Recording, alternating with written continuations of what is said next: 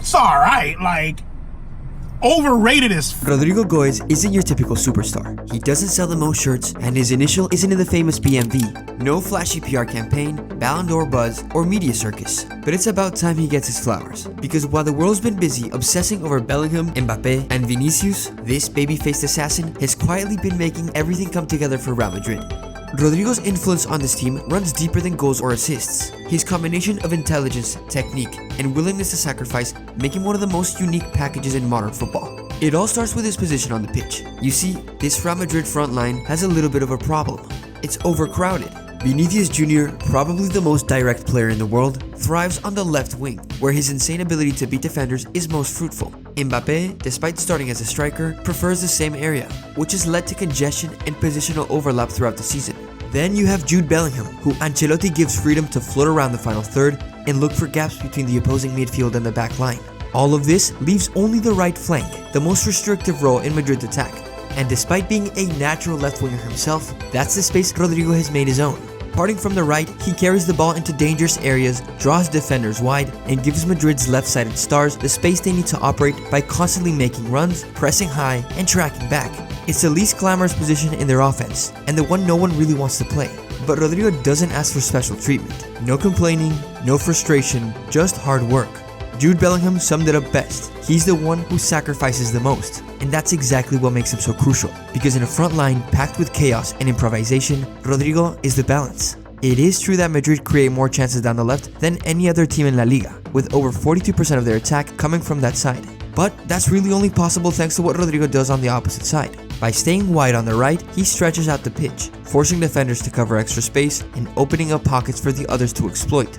And even though he's forced to cut onto his weaker leg, he still finds ways to contribute creatively. In fact, Lamine Yamal and Vinicius are the only two players who have carried the ball 5+ meters and then created a chance more times than Rodrygo this season. He's constantly driving at defenders, forcing them to commit and making things happen, all while technically operating out of position. While the BMV enjoy the freedom to roam, Rodrygo stays disciplined, holding with, timing his movements, and filling in whenever he's needed. That kind of attitude matters more than most people realize, because in every system, there's always a piece that has to adapt for the greater good of the team. For Real Madrid, that piece is Rodrygo Goes. Since breaking into the first team in 2019, Rodrygo has racked up 113 goal involvements for Real Madrid in just 169 starts, averaging out to a goal or assist every 136 minutes. That's almost exactly one every game and a half, and is only slightly behind Vinicius and Jude Bellingham. It's the kind of output you'd expect from a star playing in their ideal role, not from a player who operates out of position and who only recently turned 24 years old.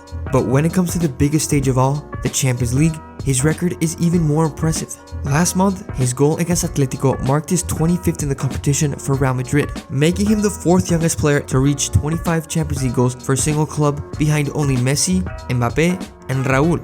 That's not just a nice stat, that's legendary company. And he hasn't just been padding those numbers against former league opponents either. He scored 2 clutch goals to complete Madrid's legendary comeback against City in 2022. He scored at home and away as Madrid knocked them out last season, and he opened the scoring in this year's European derby. It seems like when Madrid need a goal the most, he's the one that always delivers. And yet, despite all of that, Rodrygo is still the first name people leave out. When the Ballon d'Or shortlist came out in 2024, he wasn't even in the top 30, even after being a key part of a team that won both La Liga and the Champions League.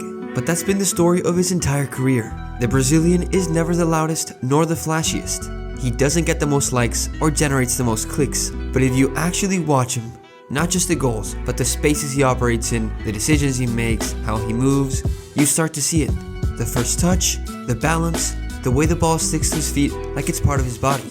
He's not an explosive dribbler like Vini, but instead glides through tight spaces, shifts defenders with feints, and always seems a half step ahead in his movement. He doesn't need space to play fast. He thinks fast, almost like the game is slowed down for him. Every touch has intention, every run has a purpose, and when the moment comes, he's more than capable of finishing calmly with either foot or even his head. Just ask Jude Bellingham, who didn't hesitate to state that Rodrygo was the most talented and gifted player on the team.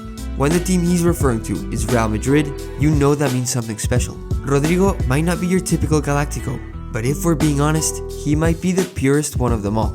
Because in a front line built on fire and flair, Rodrygo is the calm that makes it all work. Let them keep building narratives and making up acronyms. But if you really know ball, you know better than to forget the R. So, the question is yours. How underrated do you think Rodrygo is? Let us know in the comments. Don't forget to drop a like if you enjoyed the video and subscribe for more content just like this.